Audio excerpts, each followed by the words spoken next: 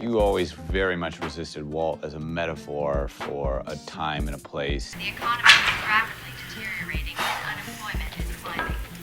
With Americans losing sleep over rising inflation and tight, the housing market is unlikely to... Or this is America. You understood what I've just said to you. Yes. Lung cancer. Inoperable. We're talking about one man. It's now known that Margolis had recently lost a daughter to a drug overdose. And a month before, his troubled daughter, Jane Margolis, aged 26, apparently had a long history of substance abuse. And friends of the family say the death of his only child hit Margolis particularly hard. We're not talking about the American healthcare system. What's that we're putting on a credit card? It's just a deposit kind of thing. How much of a deposit? It's $5,000. To tell me what I already know? Walt, he's not in our HMO, okay? We're not talking about that's. But having said that, before we started taping, you said something very wise, I thought, which actually, I think I've thought about it from time to time over the years. Once it's out there in the world, it's not ours anymore. It's whatever we want it to be. The author died. Breaking Bad killed them. I'd argue against Vince Gilligan's point that a story can be whatever you want it to be. That would strip literature of any objective meaning, leaving no point to discuss what a story might be trying to tell you. If Breaking Bad gets to be about nothing more than a power-hungry man and his insatiable greed, then the story is confused with its own narrative. A roof supported by nothing but subjective interpretations of what might be walls. These are some pretty nice walls, huh? I hesitate to call these walls, but here they are pretty nice. Again. Yes. Some things are purely subjective, like whether or not you like the placement of the windows. But this is objectively a wall. What you call walls, I call future doorways. For the sake of argument, can we agree there are technical aspects to things that have objective meaning? These are objectively structures that define the area and they carry a load, making them objectively walls. Much like writing a story where every capitalist is a bad guy is objectively anti-capitalist, making the story in part about how capitalists are bad. Well, how do we define good and bad? There's objectivity. It exists, okay?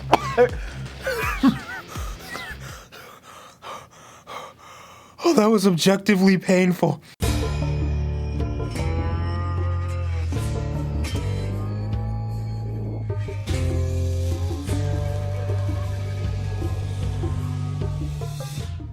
Based on many elements from the show, Breaking Bad is a heavy-handed critique of the subtle horrors of capitalism. First airing in January of 2008, the same year the Emergency Economic Stabilization Act of 2008, also known as the Bank Bailout, was signed into law. The fact that the story takes place in the midst of the corporate elites and politicians going mask off in their cronyism while the housing market nosedives straight for a Great Recession means something to the meaning behind Breaking Bad. Oh, you know of Breaking Bad, right? From either watching it yourself or having an annoying, pretentious film dude tell you how amazing it is and it's perfect television and the pinnacle of creativity. This video's for you, Ben. My feelings for pretentious film nuts aside, Breaking Bad was regarded as one of the best television shows ever made. And it still is. But what if I told you it was all an accident? Everything from its 5-season arc to its heavy-handed critique of capitalism was just weird happenstance. It was always Walt is a singular person who just happens to be in this environment. He didn't represent anything else other than all the nuances of this particular character. But in hindsight, yeah, you can make all those conclusions and stuff like that, but we never talked about that or used that as a way to break story. Watching Walter White progressively lose his humanity in his quest for power alongside what felt like the rest of the world is an experience I find hard to describe and one I have not felt since. Mainly because Breaking Bad is a show with a highly subjective viewing experience. If you're pro-police, you're going to be more sympathetic toward Hank and so on and so forth. So depending on your stance on law enforcement, crime, even gender roles in a marriage, you're going to have a unique interpretation of it. This is true of everything we interact with, but when it comes to film, it's usually pretty straightforward, even when our protagonist is an anti-hero. Take a show like Dexter, also centered around an anti-hero, Dexter Morgan for its protagonist. He's a blood-craving murderer, but one with a code. It takes one episode to realize he is not a good person and is in fact capable of terrible things, like chopping up bodies for fun, or giving us 2 bad endings in both the original show and the one they made to correct the first one's terrible ending. Breaking Bad, however, is much more blurred. putting the viewer at odds with their own sense of morality almost immediately with the murder of Crazy 8. The discourse was so polarizing during the show's runtime that actress Anna Gunn, the woman who played Skyler White, wrote a New York Times article to address the hatred revolving around her character. My character, to judge from the popularity of websites and Facebook pages devoted to hating her, has become a flashpoint for many people's feelings about strong, non-submissive, ill-treated women. As the hatred of Skyler blurred into the loathing for me as a person, I saw glimpses of an anger that, at first, simply bewildered me. For context, the Breaking Bad subreddit started in 2010, has 1.5 million users, and is still active to this day. Had a lot to say about Skyler White. Is it expected for me to absolutely hate Skyler? Basically, I absolutely loathe Skyler, perhaps more than any other TV character I've ever seen, on a level with Joffrey from Game of Thrones. Everything she says, everything she does, and the way she behaves around everyone just makes me want to hit her in the face with a brick. Fair enough. She's going through some life-altering tough times, but she acts like such a... I'm not even gonna say that. At times, I just want to reach an episode where she gets killed off. So does everyone else hate or at least strongly dislike Skyler? Or am I completely misinterpreting the character? This is actually relevant, so fun fact, the creators of the show had no intention for Skyler to be a hated character, and were surprised at all the flack the character has gotten. This one poses a question that I actually find interesting, and the replies is where it really gets juicy, so how can people still hate Skyler? All of my friends hate her so badly for no reason other than she's a psycho. I don't get it. Someone explain. And don't worry, they explain. She smoked cigarettes when she was pregnant. There are many reasons I cannot stand Skyler. She smoked while pregnant. She cheated. She's unscrupulous with her morals when it suits her needs. She's given up. Another one, this one's great. She fucked Ted. Facebook pages were created to spread hate for Skyler White, and Twitter was, well, Twitter was Twitter. I hate Skyler White with the white-hot intensity of 1,000 suns right now. I've never hated anyone as much as I hate Skyler White off of Breaking Bad. This hatred for Skyler was most likely based in the misogyny of the viewers because Skyler is a well-thought-out and reasonable character. She did commit the ultimate sin of nagging her husband by asking where he's been disappearing to for hours at a time. Could you imagine a person in a relationship expecting the bare minimum level of communication from their partner, who they're soon to have 2 children with? While Skyler did do some things that were morally questionable, nothing compared to what Walter and Jesse did throughout the show's runtime. And not to mention, she was put in a position to do morally questionable things by her husband. You wanted to snitch? Jesse snitched, look where that got him. The show was controversial throughout its initial run and has remained the subject of debate ever since. Was Walt evil? I am the one who knocks. Is Hank our true hero? Skyler isn't that bad, is she? And I finally decided to get around to talking about not only the show, but the entity it created. Breaking Bad is pretty much Malcolm in the Middle meets Scarface with a suburban dad becoming a drug lord. Walter White's descent into darkness is so much more than that though. A man who's been shut out, closed off, emasculated, suffering in the rugged system he's been subjected to, whose back is pushed further into the wall when he's diagnosed with inoperable lung cancer, and sees no way to provide for his family and pay for his treatment other than to manufacture and distribute meth. At its core, it's very similar to the male-centric anti-hero films we've seen time and time again. A man reclaiming his manhood and taking his success into his own hands.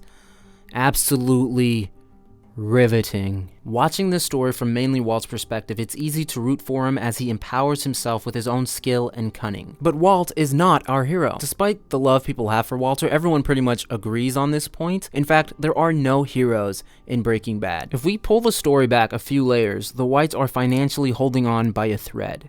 They methodically balance their checkbooks, and Walt works 2 jobs to provide for his family, and even then, it's barely enough to keep the house functioning. This financial anxiety adds to the desperate tone of Walt's life, and when he gets his diagnosis, he's not only hit with a death sentence, but pursuing treatment would be a financial burden promising to ruin him as well as the future of his children, who would inevitably be left with nothing but a tombstone, if they could afford it. His diagnosis is powerful because it's understandable. The cultural context behind this moment millions of underinsured Americans face every year makes this work. No further explanation is needed because everyone knows the weight of this diagnosis, and the majority of viewers most likely can even relate to it, with at least 16.9 million Americans in 2020 with a cancer history. This is an inciting incident so tragic and emotionally gripping, it gives Walt the leeway to commit horrific acts in his pursuit to leave behind a future for his children. To the passive viewer, it frames Walt as a selfless man, willing to sacrifice his own morality in his noble pursuit to provide. This mirage is quickly revealed for the hoax that it is as soon as Season 1, Episode 5, Gray Matter, when rich friend and ex-business partner Elliot Schwartz offers to pay for Walt's treatment,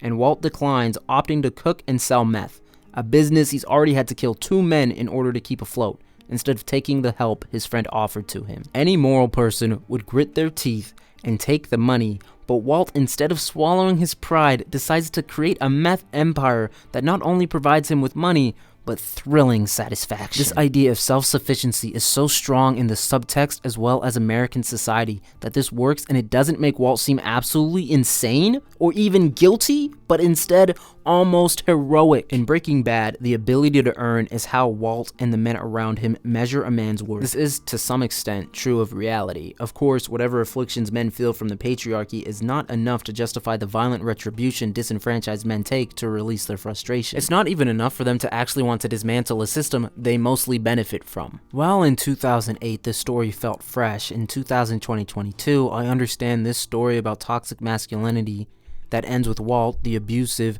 power-hungry male figure getting everything he wanted, might be a bit stale. The only time Walt is respected, appreciated, and even idolized is in the rugged free market of the drug trade. He is a Nobel Prize-winning chemist, but people only take notice of him because he is the best meth cook in the world, and he's compensated generously for it. The story of an underdog becoming recognized for their skilled, innovative contribution to the marketplace is a cathartic viewing experience because more often than not, it's the talentless capitalist reaping the rewards from the rest of our labor. I didn't forget about you, Mr. Krabs!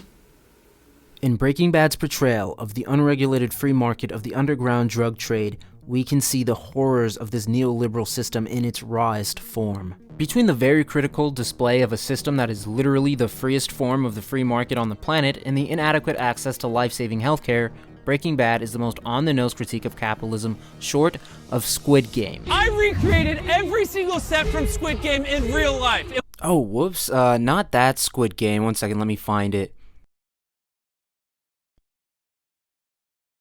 비자에 계신 여러분들은 모두 감당할 수 없는 빚을 지고 삶의 벼랑 끝에 서 계신 분들입니다.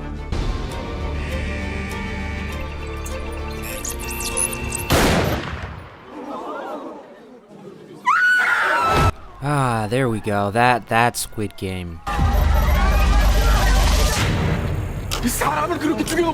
The foundation for the rest of the show is built on something that could not work in a place that has socialized medicine. This story doesn't exist without people being deprived of necessary care.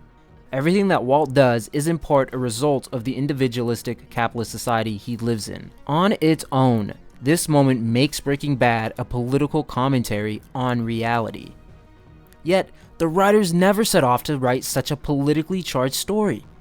They were content in their belief that this was one man's journey. We're talking about one man. We're not talking about the American healthcare system. We're not talking about that's. Vince Gilligan theorized Breaking Bad because he thought the idea of a normal, middle-class guy selling meth was interesting. I was talking to a buddy of mine, a guy named Tom Schnauz, and around about 2004, we'd been out of work for 2 years. And we were on the phone just bemoaning the fact that we couldn't find another writing job. I said, what are we going to do now? And he said, why don't we get a Winnebago caravan, I guess, in Australia, and why don't we get a caravan and, put a meth lab in the back of it and ride around America and see the sights and cook meth, make some money. It dawned on me as he was making this joke, that would be an interesting character to write about, someone like us who, for whatever reason, actually did such a thing, actually decided to cook meth. And it is.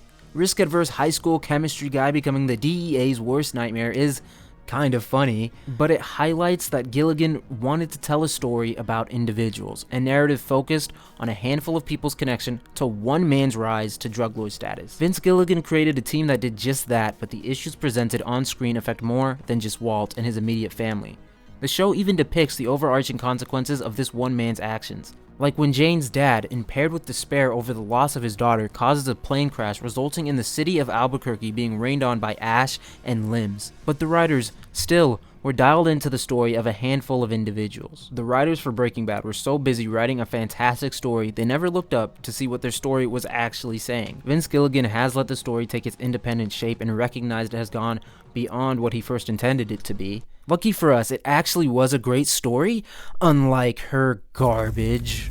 One problem with this one man's journey story arc is the fact only that one man and those closest to him get to be three-dimensional characters with elaborate motivations to their behavior. Everyone else just gets to be cannon fodder, which brings us to one of my main contentions with the show, and that is its reliance on stereotypes. Yeah, we're knocking the king from his oh my god, is he murdering somebody?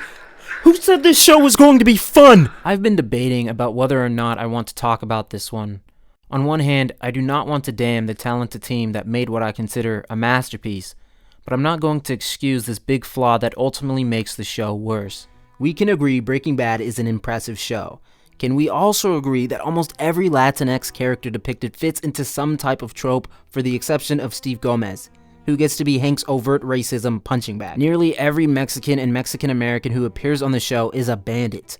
Fearful criminals set up like bowling pins so Walt can snag a few guilt-free kills before he kicks the bucket himself. Oh, what about Jesse's girlfriend, Andrea? Well, she really just serves as Jesse's love interest. She exists within the plot to provide Jesse with emotional depth and to be his sexy Latina love interest. Now, I believe they subverted that particular trope with Andrea and gave her the grace of also being a complex character, albeit a minor one. They tied up with a bullet to the head, but still. She was a welcomed character. At this point, for some reason, I'm just imagining some of you in the comments typing furiously, "It's not a stereotype, it's just reality. They're talking about the cartel. Mexican men are who make up the cartel." And you're right. Walter and Jesse spend the majority of their time dealing with a Mexican cartel. So naturally, the criminals they encounter are going to be Mexican and Mexican Americans. I guess I'm making a big deal over nothing then. And we should praise the all-white writers' room for their nuanced depiction of Latinx men they feature on screen. If only it was so easy. Now, they did manage to give Gustavo a backstory which explained his reasoning as to why he was so determined to ruin the cartel, and especially the Salamancas. They humanized Crazy 8 before Walt realized he couldn't be trusted, murdered him anyway, and continued to sell meth just a few episodes after this inconvenience, as if he hadn't just killed a man. Of course, this is a great way to show he was just afraid of the consequences tied to living out his wildest fantasies and had no moral objections to the necessary violence. Well, what about Steve Gomez? He's a positive representation of Latinx men on screen, right? Well, not really. Him being a positive role model has nothing to do with the fact he's Latinx, but instead because of his occupation. Steve Gomez is accepted by his peers in spite of his ethnicity because he wears the same badge they do. His feelings about the effect the drug war has on communities he most likely came from are never even hinted at. His attitude toward the men he's arresting isn't much different from Hank's, despite having a much closer relationship to the communities most affected by the drug trade. Gomez may come from an affluent background and went to PWIs, meaning it would make some sense for him to hold the same beliefs as the bigots around him, but we'll never know.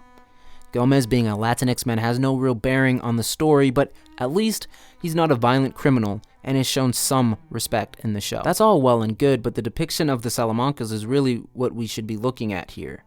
They are the biggest Mexican representation on the show, and they are just violent, bloodthirsty criminals. From Tuco to his Uncle Hector, all the way to the silent twin Grim Reapers who would kill a baby without so much as a sigh. It's disappointing revisiting the show, especially after Donald Trump won the presidency in 2016. Before you burst at the seams, let's remember Trump promised to build a wall to keep the Mexicans out.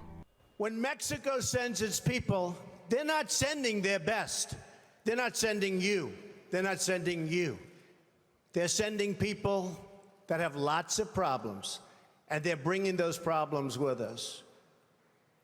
They're bringing drugs, they're bringing crime, they're rapists, and some, I assume, are good people. He said Mexico was sending their criminals, and Breaking Bad only helped to reinforce the foundation for this narrative. I haven't even brought up the Obama administration and the pattern of dehumanizing people south of the United States border to justify their horrendous conditions and treatment people who attempt to cross it are subjected to. Mainly depicting Latinx people as ruthless criminals with absolutely no care to look beneath the surface at the very least has potentially negative outcomes when your viewer base is mainly a white audience whose main interaction with any person of color is through their TV box. When it comes to representation on the big screen, Breaking Bad was a big deal. It brought Latinx people into one of the most popular series ever and portrayed them the same way cinema always had.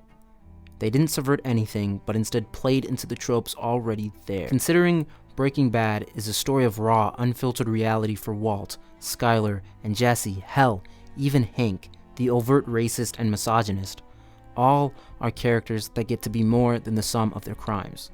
Of course, not to those in the story, but to us, the audience. It's a missed opportunity none of the Mexican men on screen were given the same comprehensive look behind the curtain. We understand why Walt watches Jane die. Even though we don't like it, we can understand. We know exactly why Jesse puts a bullet in between Gale's eyes. It's hard to watch as Gale crumbles to the ground, but we know why he did it, and we watch him struggle to live with it. I know exactly why Skyler cheats with Ted, and I empathize with her want to escape her abuser that is endangering her and her children. I even get to peek into a PTSD-riddled Hank as he beats Jesse within an inch of his life, abusing his power, but I am offered the chance to sympathize with him.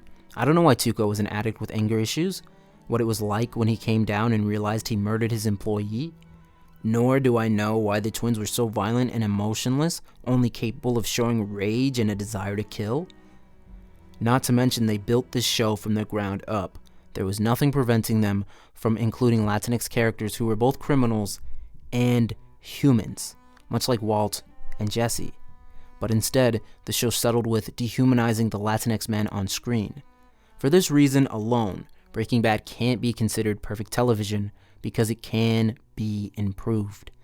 Vince Gilligan and his team did improve this in Better Call Saul with Ignacio Varga, aka Nacho, a Mexican-American who's working with the Salamancas who saves Saul's life and becomes a leading character. Through him we see his dad, a hardworking business owner who takes pride in providing his customers with fair-priced quality service, and we even get a glimpse into Lalo, a Salamanca and crime boss with no one to trust and whose compound is raided, leaving those close to him dead. Through them, we see that it's people who are a part of the community who suffer the most at the hands of the cartel.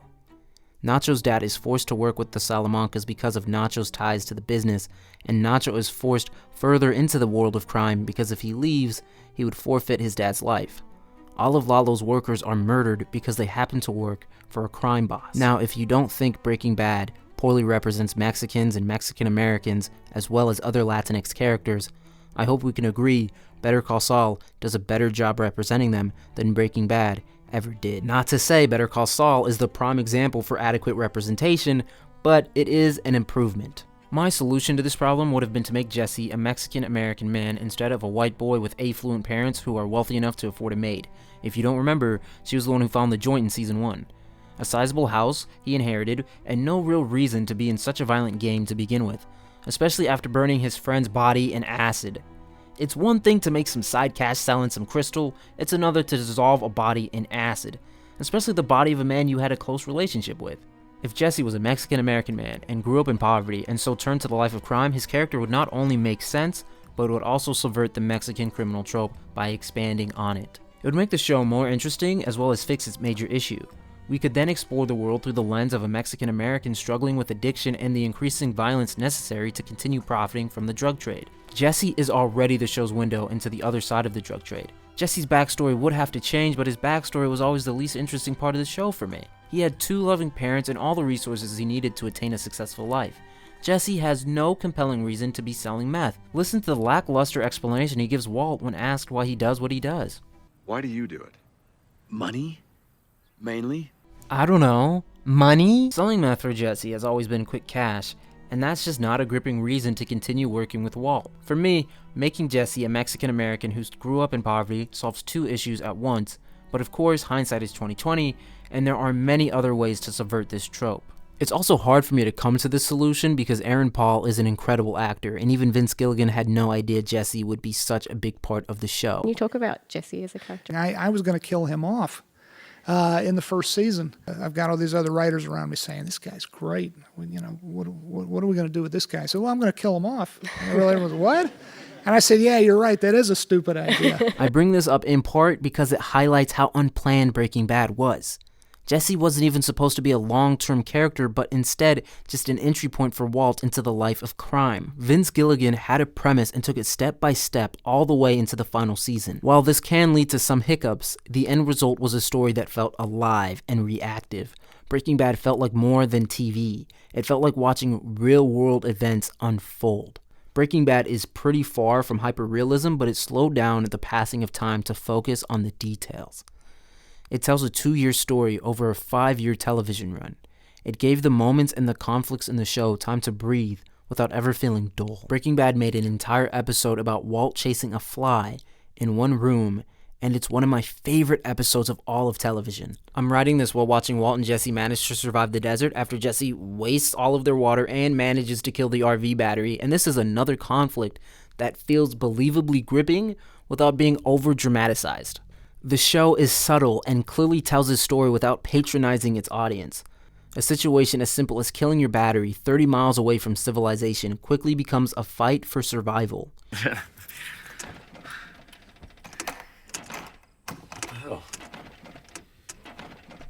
There's no music telling the audience how to feel as the two realize they're trapped in the desert. Just the reality of two men stranded with no water or way to contact anyone. You get to feel your own emotions in the show's most engrossing moments. Another powerful moment is when Gretchen confronts Walt about his lie over who's paying for his treatment and demands the truth about where he gets his money. Walt explains how he doesn't owe her an explanation, and he tells her she's a rich girl who exploited his research to add to her millions. Waving your checkbook around like some magic wand is going to make me forget how you and Elliot cut me out. My hard work, my research, and you and Elliot make millions off it. That cannot be how you see it. Oh, to build your little empire on my work? How can you say that to me? You walked away. You abandoned us. Rich girl just adding to your millions. This moment is another moment where the writers rely on cultural context to drive their point home. Season 2 of Breaking Bad aired March of 2009. 2008 is when the housing market crashed and the corporate elite were exposed for the greedy bastards they are, and then they were bailed out, facing minimal to no consequences, while the average American was left to pick up the pieces. Episode 10 of Season 2, they even include a news program talking about how the economy isn't likely to rebound after the housing market crash. The economy is rapidly deteriorating and unemployment is climbing. With Americans losing faith over rising inflation and tight budgets, the housing market is unlikely to rebound. They were relying on this cultural tone shift to make Walt more sympathetic, and it worked. Yet they had no intention of telling a story greater than one man. You always very much resisted Walt as a metaphor for a time and a place, or this is America and he represents this. It was always Walt is a singular person who just happens to be in this environment. He didn't represent anything else other than all the nuances of this particular character. It's hard to believe them when all you need to empathize with Walt's anger is an understanding that the 1% has no issue profiting from the work of people who have no recourse when their creativity is stolen or appropriated. This is yet another moment the writers rely on anti-capitalist subtext to drive their point home. The shorts aren't characters to sympathize with because they're part of the reason Walt has been deprived of the fruits of his labor, further solidifying why he turned them down on their offer to pay for his treatment. But Walt's still a bad man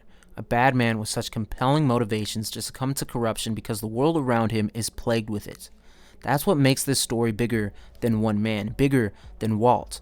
This story is a reflection of a system rotten to its core where even a smart, college-educated, hardworking white man is better Breaking Bad than playing straight. Even if you do everything right, there's no guarantee you'll be provided with your fair share, let alone healthcare. In spite of that, the writers never intended to write a story so critical of capitalist America. They just wanted to answer the question, why would a guy break bad? And without even meaning to, their answer was, the system didn't give him any options, did it? He had no access to life-saving treatment, rich capitalists deprived him of the profits from his labor, and despite being a Nobel Prize-level chemist, The most economically viable way to benefit from his skill set was to enter the drug game with absolutely no regulation whatsoever, the purest form of the free market in existence today, which is also riddled with violence, child exploitation, and innocent casualties. But he lives in a world that values profits over human life, so why shouldn't he take part in his fair share of the ill-gotten gains? For anyone who enjoyed the show and has no issue with modern-day America, it's a bit hypocritical to take issue with what Walter White did and then turn around to cling to a system that idles while people lose everything because they fall ill, and to also lick the boots of those who financially ruin the lives of millions of innocent Americans. Ah, look at me, pontificating behind the microphone. Do you know what, Ben? Are you happy now? Will you leave me alone? It's a good show, but enough already. I made this ridiculously long video about a show that's over a decade old. What more do you want me to say? Welcome to the end of this video. You made it. I'm surprised. I'm glad you made it. I bought this SpongeBob costume for one terrible joke, and now I can't return it because I ruined it. I tore the shoes. It's pretty confusing putting them on. And I also, I got myself the blue stuff. I got this prop, and I couldn't find a use for it in the video because I changed the script so many times that this was no longer necessary. But I still wanted to find a way to include it because I think it's cool. It's weird that they made meth a buyable substance on Amazon, but lucky me, I guess. Anyway, thank you so much for watching. Oh my god, these are like Pop Rocks. This was a bad idea to do this while trying to film this. Anyway, thank you so much for watching the video. I'm going to be trying to come out with more content more frequently. Yeah, I just thought it was so weird that the writers of Breaking Bad had absolutely no intention of making like a political allegory, but yet that's exactly what they did. It's like, how do you just accidentally make such a strong political allegory and then be like, well, in hindsight, you already watched the video, so you already know my thoughts on it. So I'll let you be now. Like, comment, subscribe. I have to say those things. I don't want to, but I have to. It's like necessary if you want to be a YouTuber. Anyway, peace. Thanks so much for watching.